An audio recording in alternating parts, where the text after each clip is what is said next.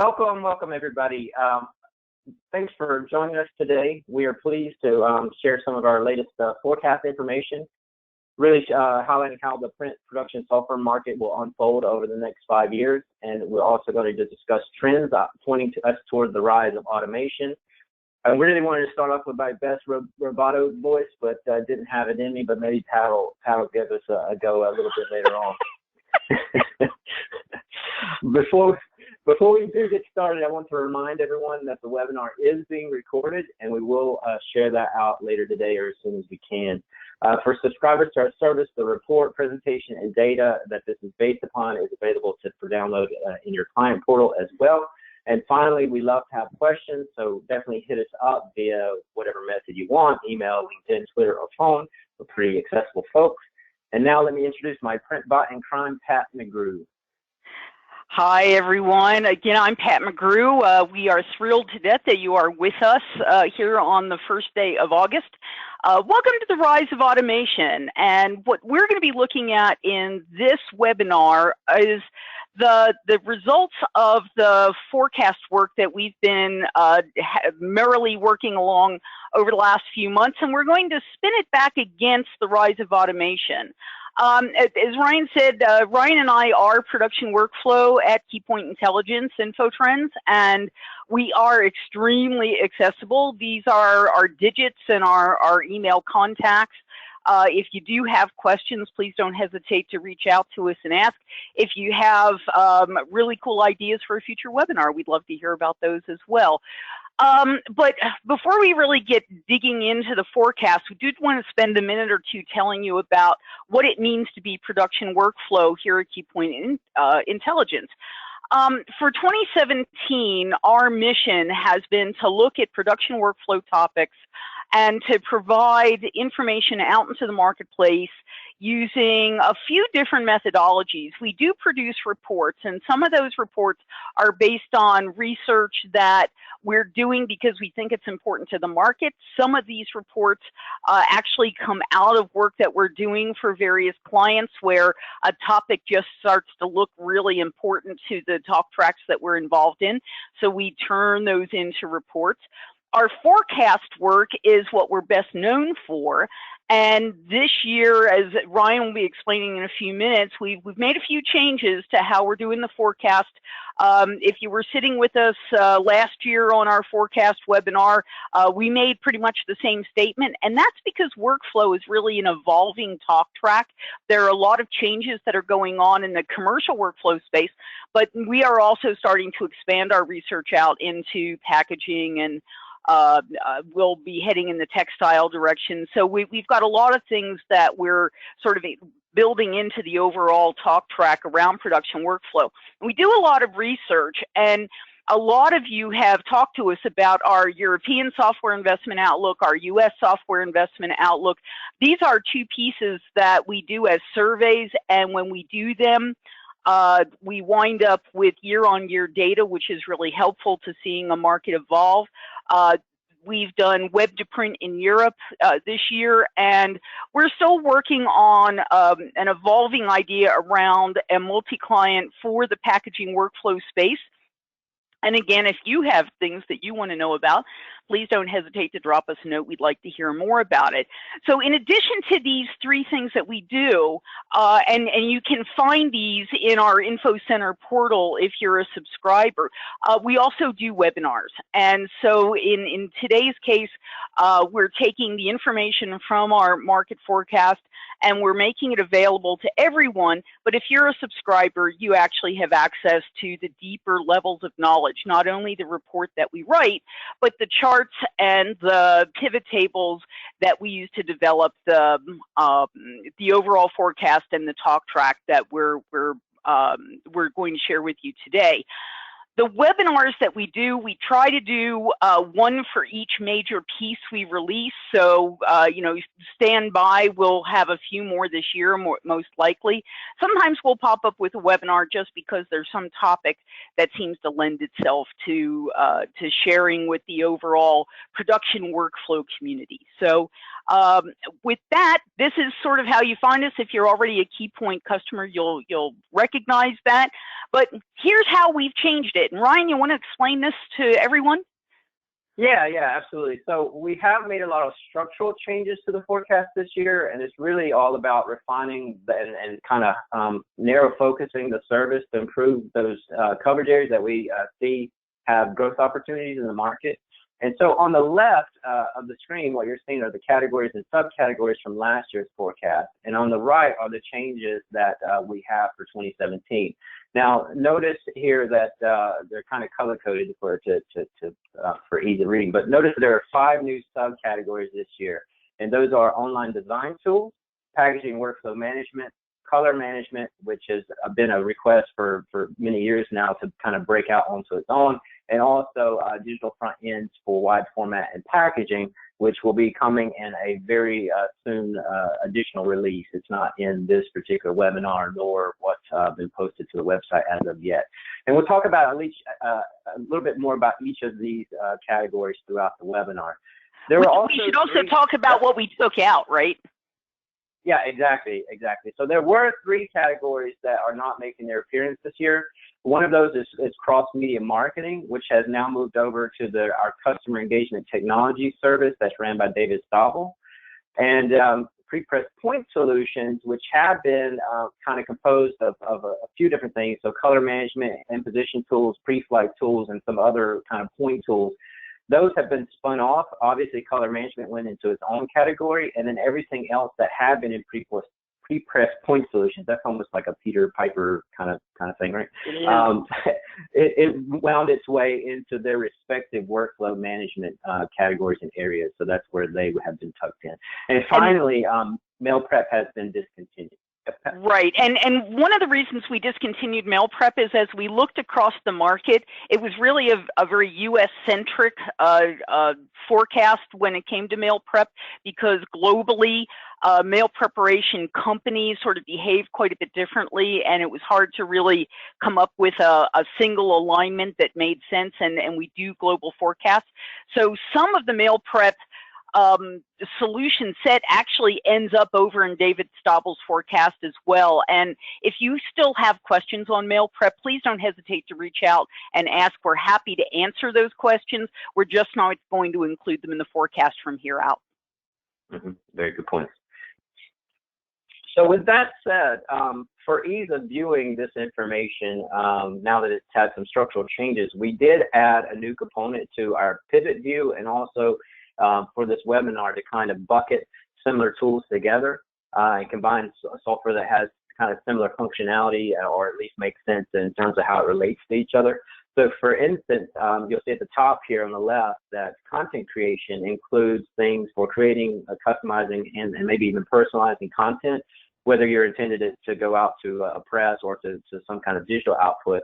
And that's really made up of a couple of categories: creative layout, which would include tools like Corel and obviously Adobe and so on, and then graphic arts and transactional VDP kind of tools, and a new category which is online design tools.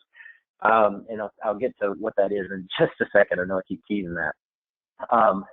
If you work down the list, though, we have job entry and management, and those are tools that focus on basically quoting, managing, and onboarding work, and those are made up of the entry point for many shops, which is web to print solutions, and also the print management solution to actually manage it once it's been onboarded to the shop. So doing your tracking, your costing, and everything that's involved with that. Then we have workflow, which is probably the most self-explanatory of the groups here. So as its name implies, it's basically software to route and prepare work for output. And there are a lot of different branches to workflow, so it's definitely worth looking at the additional information if you're a client, because that includes categories for color management, also digital workflows, offset workflows, packaging workflows, and transactional workflows. So it has quite a bit in this one category here. And then rounding it out, there are digital front ends that obviously send the work to the digital presses that are attached to those. And in this presentation and webinar, what we're focusing on and providing information for are production document DFEs. Now you're probably saying, well, what is a production document DFE? Those are digital front ends that are associated with cut sheet and roll fed document production. So think of things like your HP Indigo or your Xerox iGen or your Ricoh 9000 series, etc. So all those type of equipment. As mentioned before, we'll have a forthcoming update that will add wide format and digital packaging DFE components too. So Pat, anything to add here? Yeah, and one of the reasons we're doing that, one of the reasons we're sort of wandering in this packaging direction and the wide format direction with workflow is because as we talk to all of our vendor clients and our PSP clients, everybody's sort of looking out to how they can expand their businesses. And wide format is an area that seems like a natural for a lot of the commercial PSPs that we talk to, because they're able to take a hard look at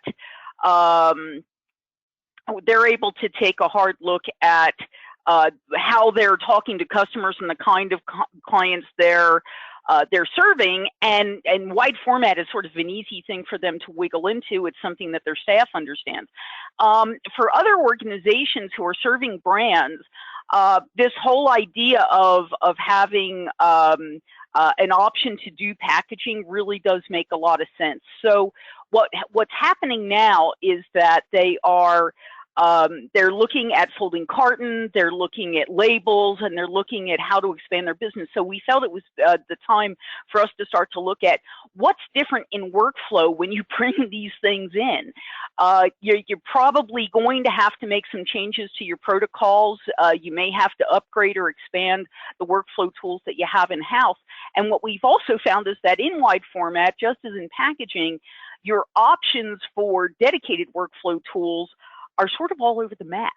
So we're trying to get our arms around the tools and the DFEs, how they behave, what kind of things they want, and in order to give our clients a more well-rounded view of all of the workflow things that they'll need to have under their umbrella in order to be successful in these additional areas in their shops.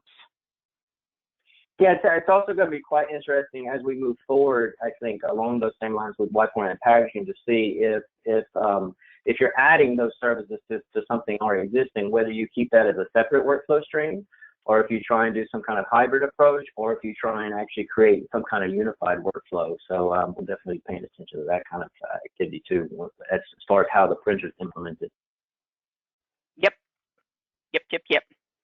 So before we get into the category kind of breakdowns for you and talk about the market and its growth, we thought we'd start out with the 5 things to know.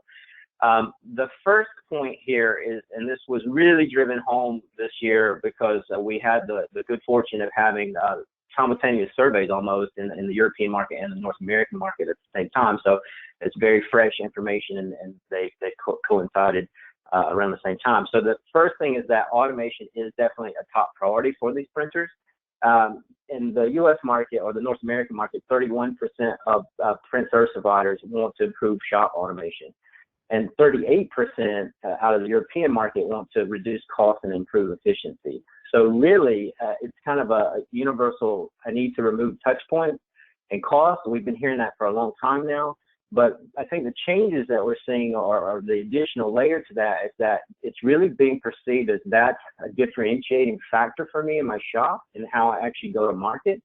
And it's kind of increasingly being viewed as kind of a matter of survival too in some cases.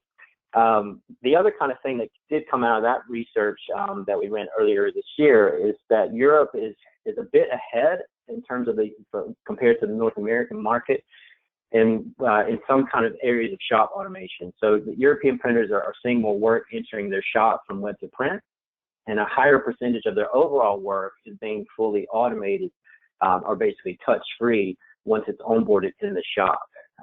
But the focus on automation is, yep. And we should make the point that web to print means a lot of different things to a lot of different people. That is true. And so while what we do see in these European shops is that they are using a lot of web to print techniques to bring jobs on board, it may not look like the web to print that immediately comes to mind, depending on what your starting point is. For an awful lot of these organizations, it's based on customization platforms where they've basically bought a platform, they've put their trade dress on it, and it's a way for their clients to deliver work to them, but it's not necessarily a consumer-facing web-to-print website, which I know a lot of people immediately think of. Yeah, there's a lot of different kind of variations of it that you see in Europe, but you really haven't seen over here. And one of those is even kind of micro portals or micro sites that really haven't seen that outside of the European market. And that's basically where it's a one product, one page approach to get the order in. So that's kind of an interesting thing. You see it sometimes used in kind of for campaigns for gathering money. And my mind's going blank here. I'm ranting. Not enough coffee so far. So moving along, the second point here is that the entire software, print production software market in 2015, when we talked to you a year ago, we said it was $8.7 billion US, and that's grown in 2016 to 9.8. So that's about almost a 13% year-over-year growth. Now, what attributed to that? There's obviously a ton of categories that are tracking this overall market, but we'll point out a few that had, some good, very good year in 2016. One of those was creative layout, and it's largely driven by, again, increased subscriptions for Adobe's Creative Cloud. But there's also another fast-growing category in the creative content bucket that we have, and that's online design tools. Now, it's starting from a relatively small base, but it's growing at almost a 20% compounded annual growth rate. Now, what is an online design tool? Quite simply, probably the best way to put it is that it's a tool that allows kind of an end user, somebody that goes to a website more commonly than not, it could be mobile, but either to create a new design or in many cases edit an existing design or template online, usually through a web browser. Now, there's variations on this, whether it's more geared toward a B2B approach, where you're more concerned about what the user can do and not do in terms of brand control and so forth, or there's more of a B2C approach where basically you're allowing them to create whatever and in whatever manner that they want to do the design. And it's also spanning applications, right? You have the traditional thing where you've seen photo books, but now more and more you're getting into kind of decor products where you customize those. Maybe put your image on a pillowcase or what have you. I don't know if I'd ever do that, but I guess wall covering. The big one is wall covering, yeah. Right? Where you have a picture that you really love, or Yep. You're trying to match a pattern. You've walked into the rooms where like the sofa matches the wall. That's all very easily done now with digital solutions. Yeah, if you've ever been in Indigo Hotel chain, you've seen that there too. So I actually always wanted to do that. I've just been too lazy to get it done so far. But in terms of kind of when you look at the overall performance, and we said there's a lot of different pieces that gained and some that were, had some solid growth and then some that didn't grow that much. When you look at it from a regional perspective, most of the mature markets are growing at a steady clip. And the emerging economies are beginning to adopt workflow solutions too to replace manual processes. So we're seeing that automation story kind of resonate outside of the traditional strongholds of North America and Western Europe. With that said, that kind of brings us to point number 3, where the North America and Western Europe represented about 80% of the total market in 2015. But to reiterate what we just said is that in 2016, because of the growth in emerging economies and to some extent some revenue reallocations based on the creative layout segment where they had better growth outside of North America, that's actually representing the North America and Western Europe represent a smaller percentage of the overall market now. We kind of expect that trend to happen. It's not gonna be impacted greatly, but you're still going to see these other markets continue to gain ground. And if you're a vendor, you should be paying attention to that, because there are huge opportunities as a lot of Asia Pacific, as a lot of Latin America, and even swaths of Middle East and Africa start to really come on board with they're adopting digital printing solutions. That is something that we're seeing definitely on the hardware side of things, and they're dragging these software solutions along behind them. And in many cases, these are net new opportunities that are driven in places where there has never been an offset solution in place. These are net new companies that are emerging to serve a shorter run market for local brands, and the opportunities that they're dragging along behind them actually are starting to show some significant revenue. Yeah, you're right, Pat. So, and it's not, I guess another important thing from a vendor standpoint is that these markets are not going to behave like the markets that you're maybe used to with North America and Western Europe in particular, because they'll have a leapfrogging type effect where you're saying, they might just start out with pure digital and they don't have any kind of legacy software or workflow components to think about.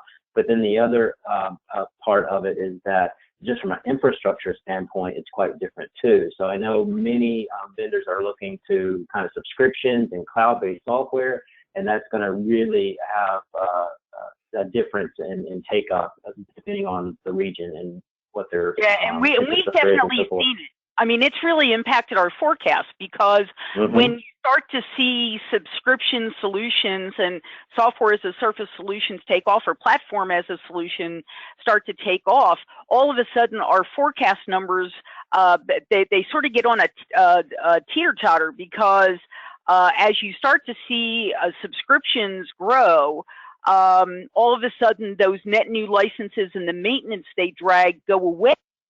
And it's not one for one. So where you might used to have been selling a $25,000 product, and now you're selling perhaps a $500 a month subscription, all of a sudden our forecasts start to look a little bit interesting. So if you're a subscriber and you're watching the pivots and the charts, just keep that in mind, that the rise of subscription really does impact the overall market volumes. Yeah, absolutely. And we put a lot more contextual conversation into the report too, so it's definitely worth reading through that as well for that kind of information and tidbits.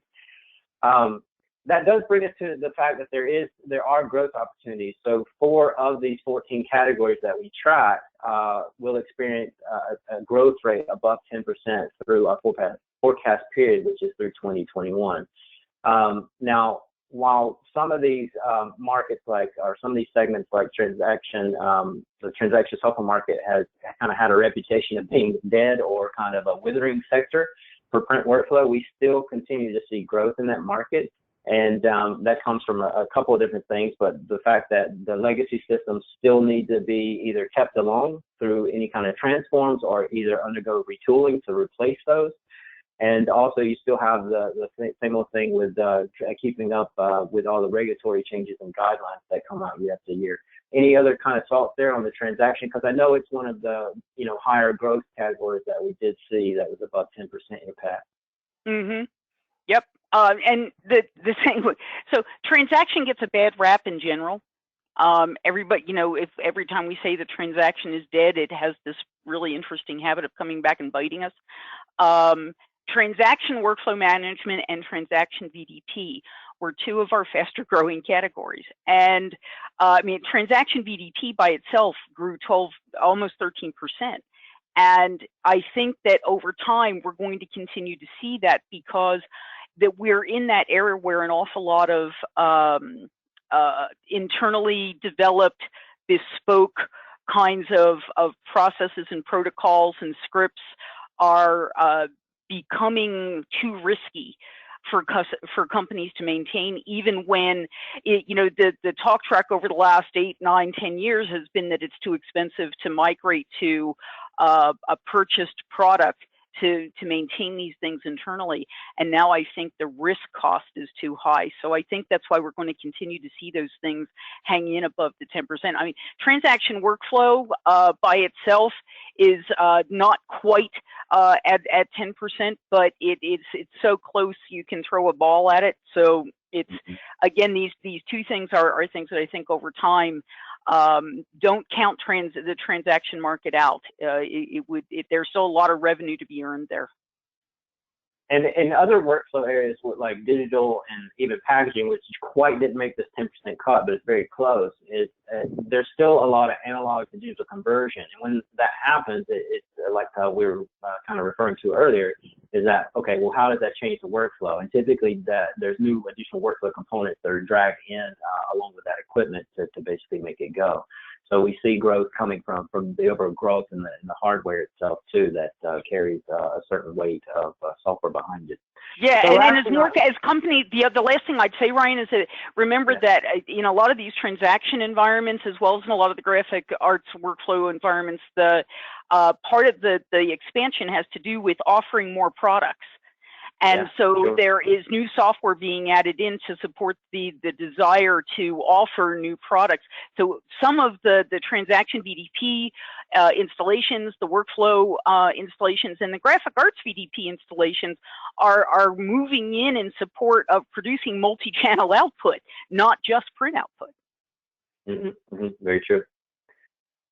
So last but not least on the 5 things to know here, a little bit about subscription. So we did make a change in terms of how we're positioning subscription versus hosted from last year's forecast to this year's forecast. We have more commentary on that in the report again, but the net effect of it is that to more accurately compare against across software categories, you'll see subscription revenue instead of hosted revenue. And that means that subscription revenue is inclusive of that hosted component as well, but it doesn't have to be hosted. It can be on-premise still as a subscription. So if anything that's basically sold is like software as a service. And there's obviously existing solutions in the market that are offered on subscription, and we're seeing a lot of different models and new product offerings come out almost all the time, definitely many throughout the year. While it is growing and subscriptions will grow, it is not going to be the dominant form of licensing through this forecast period. Perpetual license or on-premise licenses are still holding strong. And at the end of the forecast, it's going to represent about 5.5% of the entire market in terms of revenues. Yep. If you're a PSP and you're listening to us, it's worth it to sit down with your accounting team to figure out, and your financial management team to figure out when and if subscription license makes sense for you from a business perspective. If you're a vendor, be prepared to have to offer both, because there are certain segments of the market that are always going to be a bit, what would we say? They're going to be reticent. They're definitely going to be reticent about moving to different models, and some of it has to do with how they do their financial accounting, and some of them just for some of them it just has to do with risk management. Yeah, and there's all this around the control factor too. I think that has to be kind of level set and agreed upon between the printer and the vendor as well. And really, it is like you say, Pat. It's not an either or. It's going to be an and situation for the foreseeable future. Yeah, I think one of the big eye-opening experiences, I had this conversation with Scott Eganhouse from Tech Mailing. Lovely guy, smart about the cloud. He says, a lot of people don't even know they're in the cloud. They don't even realize that some of the things they're doing already have them there. So a lot of times people will tell us, oh no, all my software is going to stay on site because I can't be in the cloud. And then you sort of have to have a quiet conversation on the side with them to explain they already are. So it's sort of right now a very hybrid and fluid situation. So let's talk a little bit about the 4 main solution, the 4 main solution categories we talked about before that Ryan explained. The first one we talked about was content creation. And content creation, again, is our area where we're talking about creative layout. We're talking about graphic arts VDP, transaction VDP, and online design tools. And we see this as a space that is definitely growing. Now, if you look at North America itself is sort of, at 7.7%. It's not the fastest growing region, but we wouldn't expect it to be because this is really a mature environment. And a lot of the turnover we see here is in upgrades. There's a lot of maintenance being dragged through here, and there are some win-overs, right, where one software wins away from another, but there isn't a lot of net new opportunity to install in greenfield sites.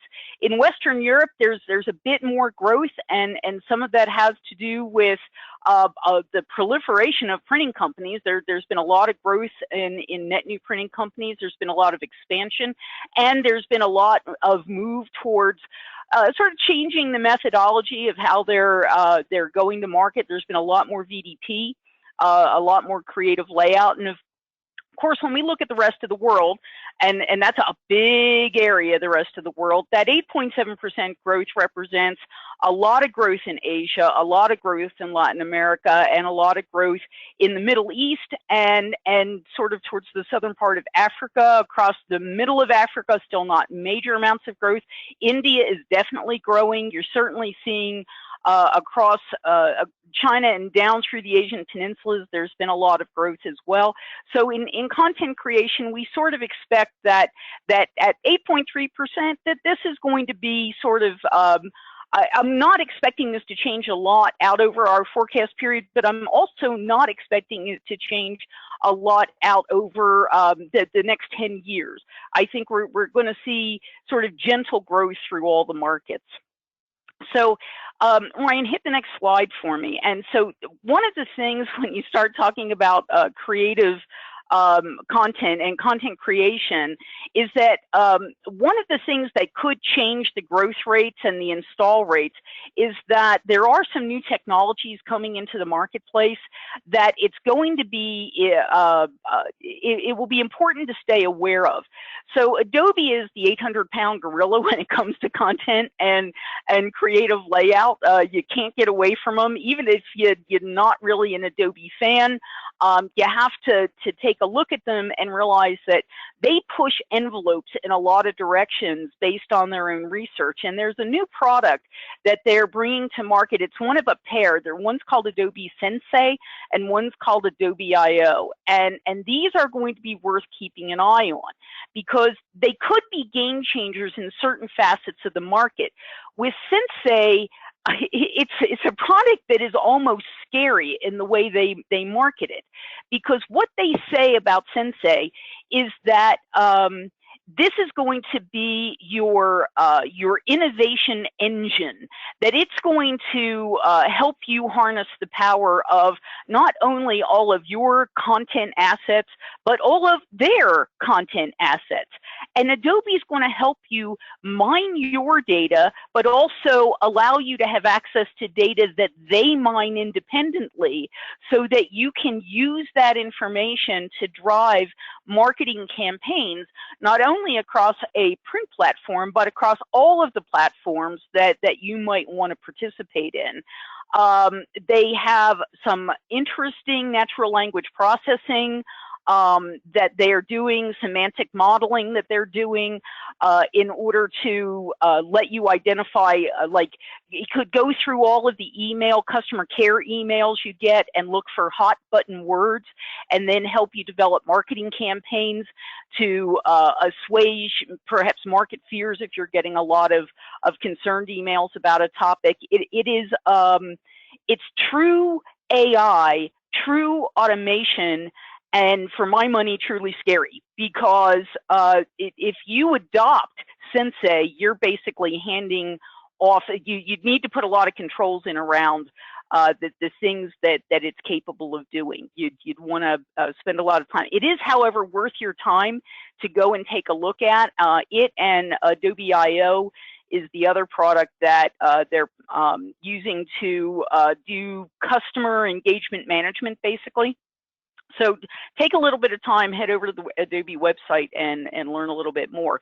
The other places, the other two things in automation, self-service online design and smarter VDP, we talked about it a little bit. Self-service online design, think about, when you go to different sites, you want to order a custom t-shirt. Ryan mentioned the home decor items. We talked a little bit about, having your sofa and your walls match, but it's not just for that. It's also for corporate identity products, things like business cards, things like corporate stationery, marketing collateral pieces, an awful lot of these things. If you don't need to have 50 people sitting in a room serving those design, and you only need, you know, a few pieces a year, self-service online design can be a really great way to do it. And in many cases, these self-service platforms are being sold as customization platforms that can be bolted onto corporate communication environments. If you're familiar with the Rico Marcom Central approach, that's really what this can be. Smarter VDP is, I think we're long past the idea that variable data printing involves putting, you know, Dear Pat, Dear Ryan into just doing name replacement or value replacement. I think everybody's aware that you can use data to drive design. A lot of tools will allow you to do that these days. We're not seeing as much of it actually in the mail stream or in the marketing stream as there could be. There's still there is still education around the opportunities that Smarter VDP bring you, but there is every tool out there, every major tool out there will allow you to do it. So it's definitely worth taking a look at it to see what kind of products you could offer. If you're a PSP, you should be looking at the product opportunity. And if you're a vendor, you should be looking at how you tell the story in terms of the partnering that you do and the opportunities that you put in front of your end clients to let them know how they can update their approach to marketing. So job entry is the next area that we're looking at. Job entry and management, growth by region. So the thing about job entry is, we mentioned it before, there's web to print and there's print MIS. And web to print, I don't know, Ryan, it might be the most misunderstood term that we deal with. It's sort of funny because we get, yeah, I mean, because it's got such a range, right? It's everything from getting onto Vistaprint and filling in your name to create a business card and having that launch off into the sunset, and all the way through to the really comprehensive web to print environments that actually are built for the large, medium, and large size PSPs, capable of handling, you know, hundreds, if not thousands of orders. Making sure that all the specifications are there. Web to print environments should be the smartest way to bring a job in and onboard it and get it all the way through into pre-press. That's available to you, and yet we see a lot of web to print sites that are still sort of missing the boat and causing a lot of human touch points on the other side of the job being accepted for print. Just as we see a lot of print MIS environments that are effectively islands of automation and not truly automated. But we think that this is the reason that we'll see some growth. Now notice in North America, once again, you know, we're at 5.2%. It's kind of flat. It's not a lot of net new installations, and I think an awful lot of that happens because you wind up in an environment where big sites don't like to change. They're pretty sure that what they're doing is just fine. They're making money. If you look at Europe, they're much more inclined to automate. They're much more inclined to create. To actually look at the value of automation and figure out how to turn that into a bigger bottom line and actually take advantage. And as Ryan mentioned, when we look at these surveys, the European Software Investment Survey made it very clear to us that Europeans were investing at a higher rate in these types of products, but they were also seeing higher revenues as a direct result of the automation that they put in and updating their systems. So it's something that everybody should be thinking about. And of course, around the rest of the world, a lot of this growth is net new installs where previously it's been sneakernet and writing things down on a piece of paper, and they're actually, now that they're investing in digital hardware, they're actually investing in the workflow solutions that make that hardware work as efficiently as it possibly can. So when we talk about automation and job entry and management, that there are a couple of underlying talk tracks, I think, that we're going to need to keep our eye on. And one of them is Industry 4.0. And if you heard our webinar last year talking about the forecast, or you've sat on any of them this year, you know that we're very interested in the Industry 4.0 talk track. If you're not familiar with it, it's a it was originally a German government initiative around the rise of automation, the title of our webinar. And the thing about Industry 4.0 is that the premises that surround it have to do with making work more efficient, making processes more efficient, using data to drive decisions about how work moves through a shop floor. It relies on shop floor data collection. It relies on sharing data in the cloud, developing analytics.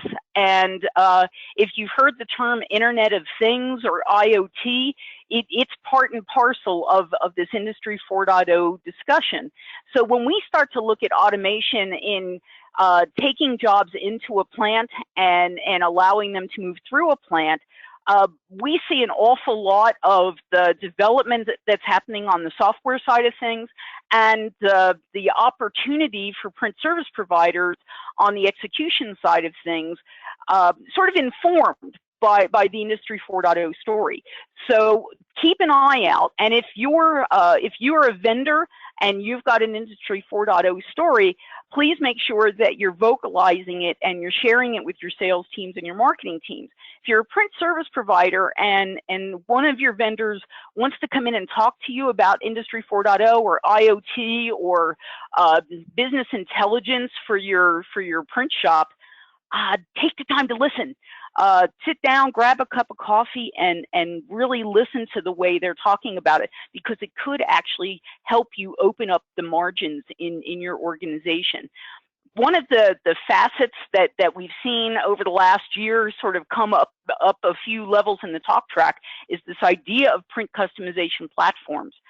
A print customization platform basically allows you to take advantage of a lot of development. If you're a PSP, it allows you to take advantage of a lot of development that's already been done.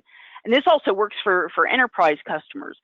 Take advantage of work that's been done, some good infrastructure, but bolt your corporate trade dress on top of it so that your outward-facing look to your clients is your look and feel, not some other vendors. Now, the thing to remember here is that there are a lot of different customization platforms out there.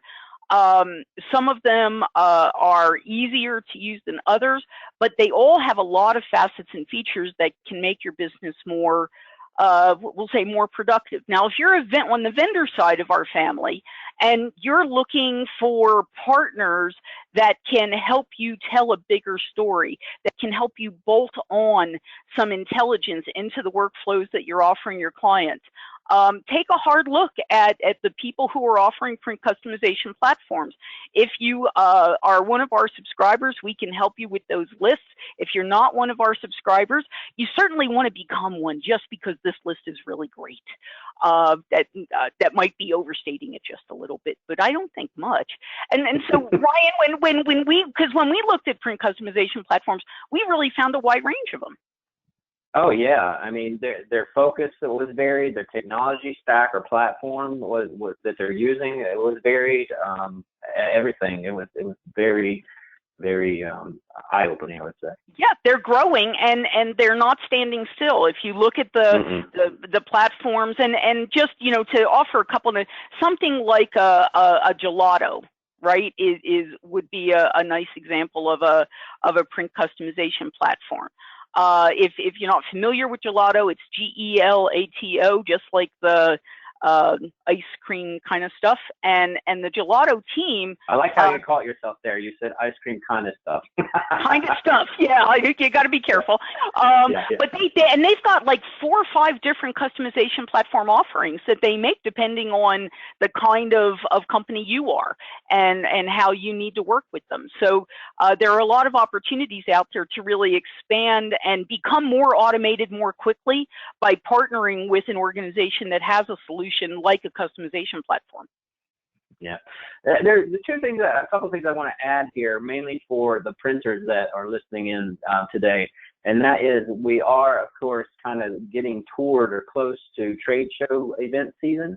And if you're in the North American market, or even if you're coming over for Print 17, when it comes to web to print and print management or print MIS solutions, those are very well represented at the show. Matter of fact, print MIS solutions have been leading in terms of number of vendors for the last several years, and it's shaping up that way to be the same this year.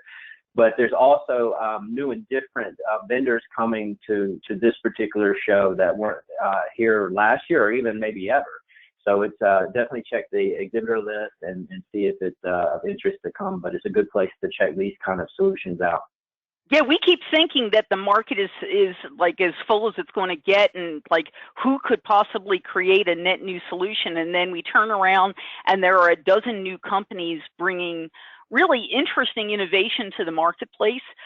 This is a place where you can not only talk to the vendors that you might already be working with, but you can safely talk to all of the competing vendors in a way that, you know, you can bring your story to them. And the folks who work the booth are typically, they try to bring the best people. So you're going to get the best answers from all the different vendors who come to work the show. There's some really interesting new print MIS solutions. There are some new data analytics solutions.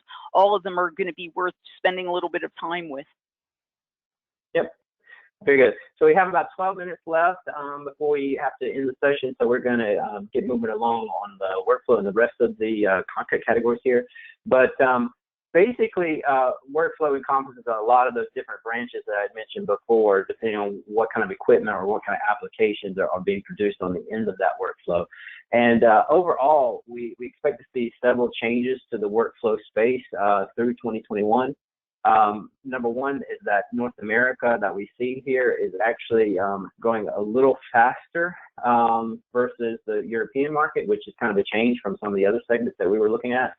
And we see this happening because the region is going to play a little bit of a catch-up factor on the automation front that we mentioned before. We see that in our travels as we work with print service providers. We see that in just the data that's presented there and where they expect to go in terms of their investment dollars heading forward, and also their priorities of investments. So a little bit better growth here in the workflow segment for North America. And the highest growth from a compound annual growth rate perspective, though, is outside in those emerging markets. And what's going to be interesting there is that collectively they are catching up to size with North America. So by the end of the forecast, there's only about $26 million that separate North America and the rest of the world in terms of the overall market size. So again, we're seeing that automation story kind of resonate through different parts of the world. Most of the workflow segments, all those branches that I've kind of been referring to and before, will experience growth near about 10% compounded annual growth rate, with the exception of the offset workflow market. And that's going to still kind of be challenged due to just a lot of different factors, but consolidation of presses that usually are obviously the target for the output of these workflows. And it's a mature kind of replacement cycle computer to plate market, which usually is how these workflows, those offset workflows, get sold and attached into shops. So with that said, let's talk a little bit about automation in workflow. So really, connectivity is, and I probably can't say this loud enough or clearly enough, but it really is the key going forward for print service providers. And what we're really seeing happen is that they're increasingly building their own workflow solutions, or at least cobbling together independent pieces and connecting them together so that they can come to some kind of workflow that best suits all the different onboarding paths that they may have for jobs to come in, also how all the different routes that it needs to take once the job is in-house to get to the various outputs, whether that be even printed or digital. And so when printers go shopping for workflows now, they're really asking, okay, how does this going to fit into what I have already? How can it plug in to what my existing software solutions that I have, as much as they're asking about any particular feature or functionality of that new software? So that's definitely a concern of theirs, right?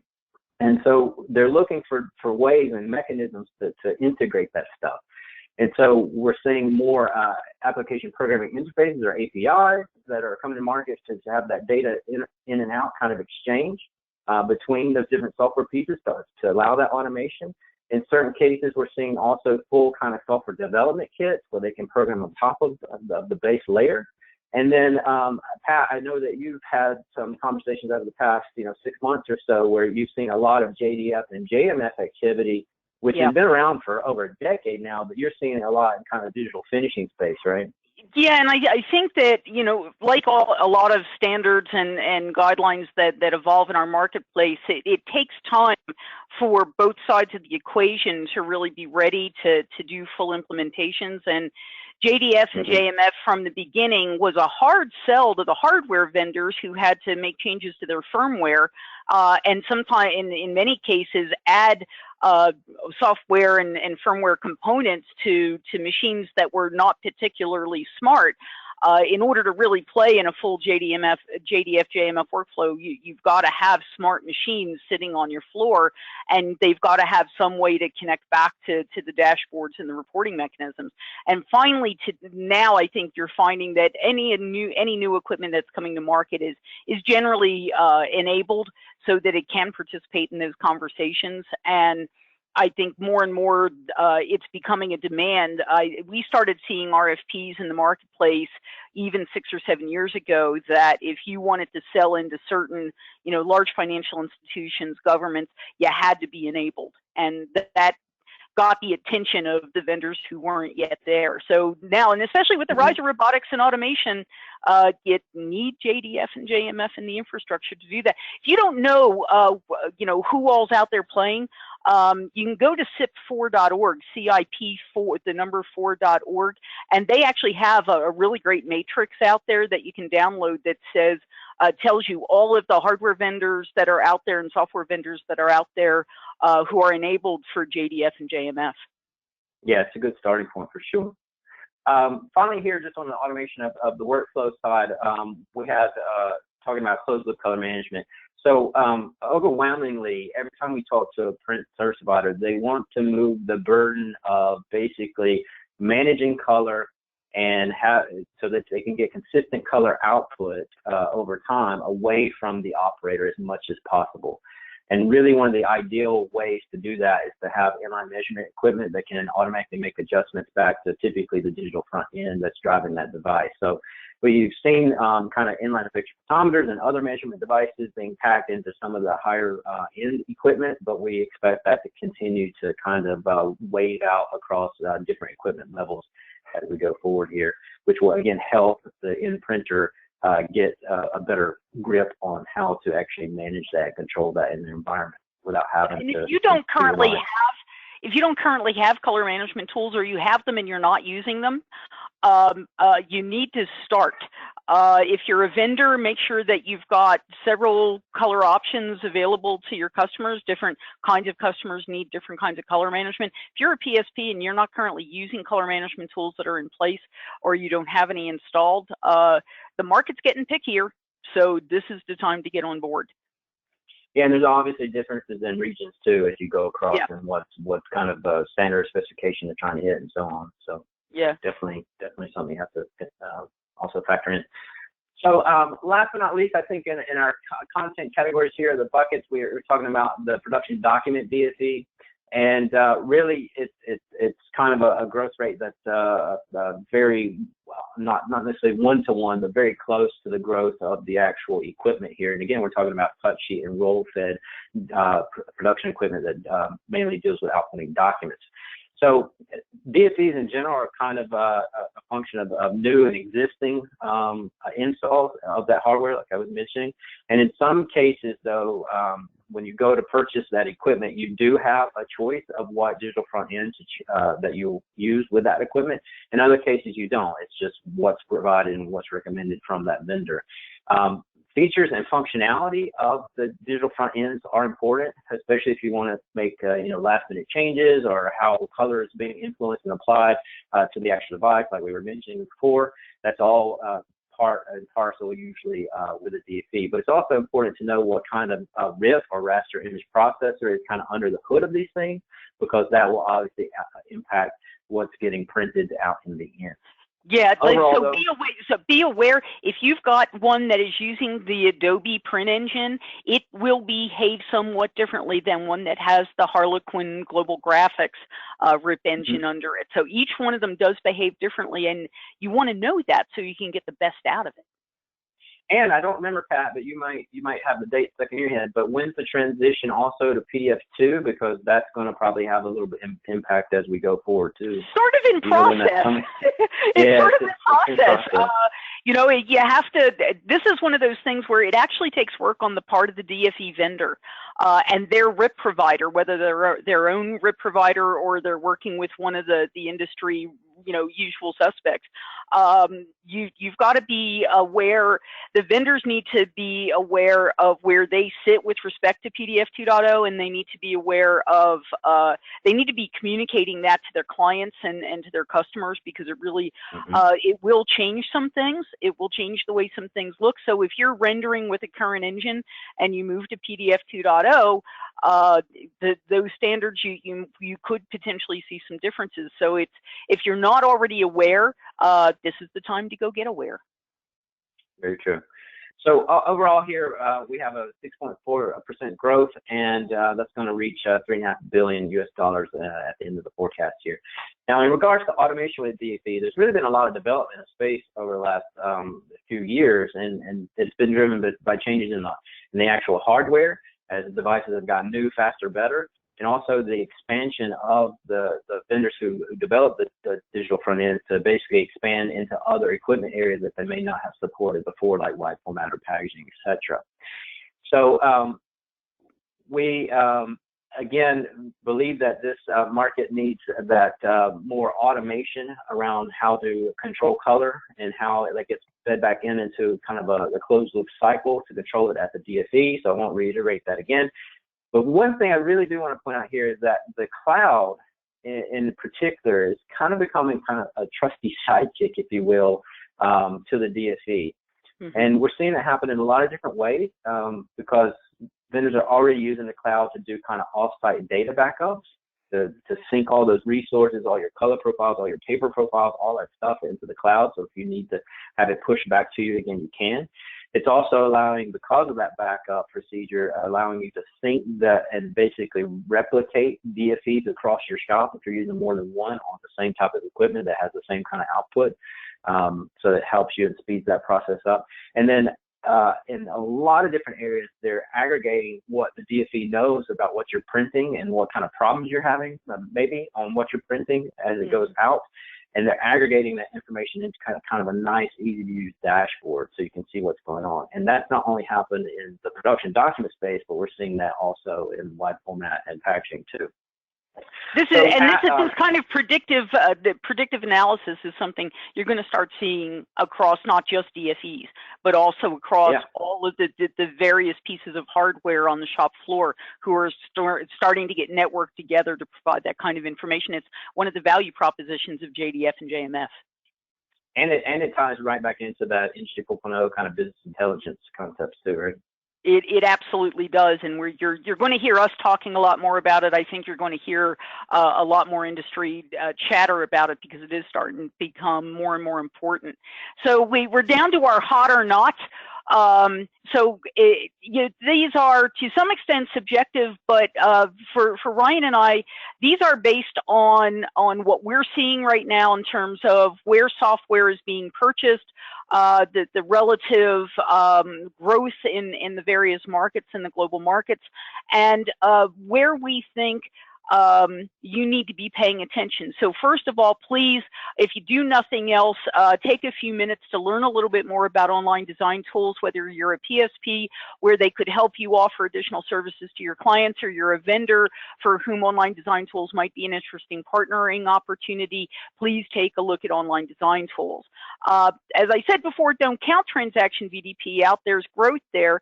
Digital workflow management in the commercial conventional space, in the commercial space, and transaction workflows management are places that are growing because there's more and more opportunity, there's more features and functions, and there's the opportunity to use the software to help you deliver better and a wider variety of products into the marketplace. So those are our big hot ones. So Ryan, when we say or, so go back for 1 second though. When we say or and we say not, that doesn't mean there's no opportunity. It just means the opportunities are probably not as hot, right? That's sort of absolutely. And the other thing to keep in mind here is that this is all based upon growth rates over the forecast period. It has no indication of the actual size of those individual segments, right? Right, and those do change regionally and even country to country and even region to region, as we've seen. So just be aware. The devil is in the details, as they say, and so definitely check out the full breakdown of information that we absolutely.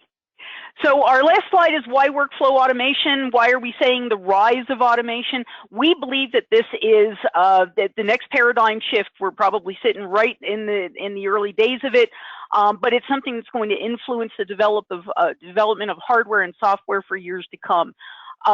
Print shops, if you are not looking at automation, if you are not using automation to become more efficient, you are leaving money on the floor. And this is a tough market to be doing that in, so you need to be taking a look. Look at your workflow, do workflow audits. We're here to help. We do these for print service providers. We're happy to do them for you. No, they're not free, but I think the things that you learn out of them are really valuable. If you're a vendor, you need to be looking at your products against how automated you are and what opportunities you're providing your clients. And again, we're happy to come in and help you do a little bit of product triage, talk track triage. We do a lot of this. It's what we do for a living. So we've got a lot of data in our back pocket that will allow us to help you do it. I think we're best known for our forecasts and for our hard products. But to be honest, between Ryan and I, you've got decades and decades of workflow experience, both in the conventional and digital side, touching commercial and transaction. So please permit us to do just a quick commercial. We're here to help. So please let us know if we can help you. As we said, keep calm. We're here to help. And if it's automation and workflow, we're the team you probably want to talk to. Ryan, I think that takes us home. That takes us home. So thanks everybody for sticking around a couple minutes. We're obviously excited about this topic, and we can keep talking forever, but we appreciate you spending the time with us. Like I said, the recording will be made available. And until next time, we'll see you then. Yep. Happy workflowing. Exactly. Bye-bye.